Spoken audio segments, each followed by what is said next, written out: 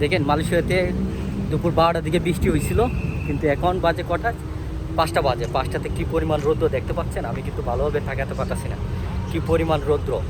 আসলে মনে হচ্ছে যে আবহাওয়া মালয়েশিয়া মিনিটে মিনিটে চেঞ্জ হয়। আর এতে আবহাওয়া মিনিটে মিনিটে চেঞ্জ হয়। আমি আপনাদেরকে প্রায় সময় বলি যে মালয়েশিয়া ওয়েদার খুবই ভালো ওয়েদার। ওয়াটার দেখবেন রৌদ্র, ওয়াটার দেখবেন বৃষ্টি।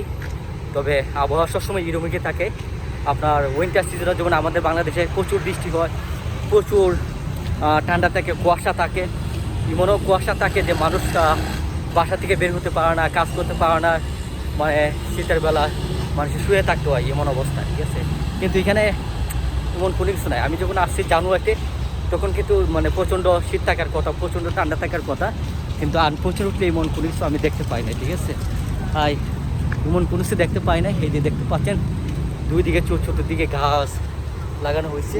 শহরটা খুবই সুন্দর, শহরটা খুবই সুন্দর। আমি কেএলএ থাকি, কারণ কেএলএ পাই স্টুডেন্টরা কিন্তু কেএলএ থাকতে চায়, কারণ কেএলএ থাকলে অনেক সুযোগ সুবিধা। এটা আসলে কী কী সুযোগ সুবিধা, কেউ যদি চাকরি করতে চায় পার্ট টাইমে তাদের জন্য বেশি অপরচুনিটি আছে টাউনে, ঠিক আছে। কারণ আপনি যদি টাউনের বাইরে থাকেন তখন কিন্তু আপনি বেশি চাকরির সুযোগ সুবিধা পাবেন না। এই জন্য most of student, international student, তারা কিন্তু কেএলএ থাকে, ঠিক আছে। আচ্ছা, আজকে যে সারিবদ্ধভাবে রাস্তার পাশে মোটর বাইক রাখা হয়েছে, ঠিক আছে। আমি আসছি এখন বর্তমানে সানওয়ে পুত্রাতে। আমি রাইট নাও একটু কেএলসি যাব, যেটা কুয়ালালামপুর সিটিতে যাব, এটা আমার পাশেই। তবে আমাকে 1 থেকে 2টা স্টেশন আমাকে ক্রস করতে হবে।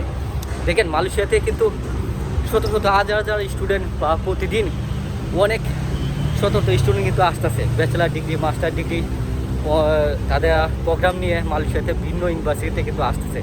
মালয়েশিয়াতে ইউনিভার্সিটিতে আপনি অ্যাপ্লাই করলে আপনি ইজিলি ভিসা পেয়ে যাবেন, এত বেশি প্যারা নাই। আমাকে কদিন আগে আমার কয়েকজন ভাই বলছিল যে আমার ভিসা হবে কিনা, আমি যদি মাস্টার্স প্রোগ্রামে অ্যাপ্লাই করি বা আমি যদি ব্যাচেলার প্রোগ্রামে অ্যাপ্লাই করি ভিসা পাবো কিনা, আমার আইএলটিএস লাগবো কিনা, বা ঠিক আছে।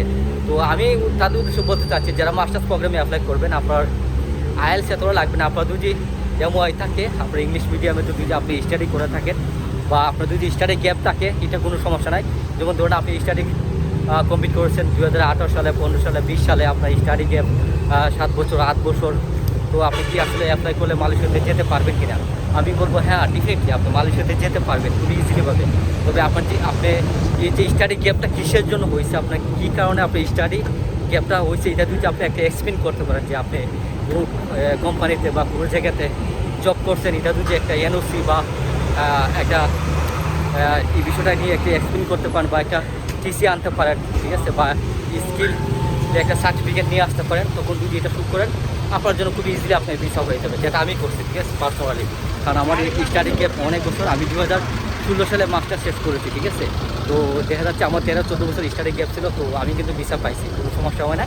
তবে আমি কিসের জন্য স্টাডি গ্যাপ ছিল, আমি আমার এক্সপিরিয়েন্স সার্টিফিকেট, আমার সব কিছু ডকুমেন্ট আমি এক্সপ্লেন করেছি, এবং আমি একটা স্টেটমেন্ট পারপাস একটা করেছে, যেটা এসইপি, ঠিক আছে, এসইপি বলে আমি একটা এসইপি ইউনিভার্সিটিকে সেন্ড করেছি। তারা কিন্তু এই বিষয়টা বুঝতে পারছে, এর জন্য আমি ভিসা পেয়েছি।